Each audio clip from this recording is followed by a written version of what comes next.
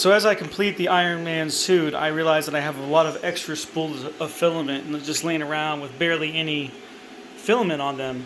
I do have a Mosaic Palette Plus, which is an older version of the current system. So I'm taking my old spools. I tried dehydrating them, but it just like melted them into spaghetti. I re-spooled them and I put them back on this. And this has called a demo mode, where it will splice 3 to 4 filaments together. And I will be able to take the mass of these 3 filaments, pull them into the machine. It heats it up.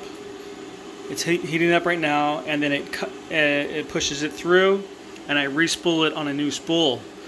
So this is kind of like PLA recycling. So you don't really waste that much. And then I will re-spool this really nice and pretty and put it back on some other prints so I can kind of recover some of the sunken costs I have for 3D printing. Again, this is the Mosaic Palette Plus. They're on the Palette 2 right now. They're super cheap. You can probably pick one up on Black Friday deals, really good.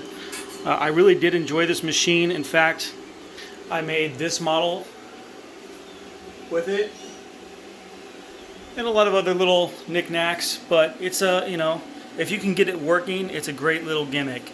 So this is just how I am recycling plastic right now.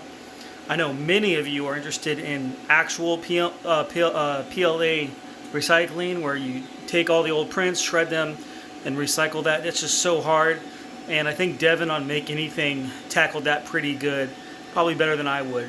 So stay tuned for more PLA recycling and more Iron Man videos. Later.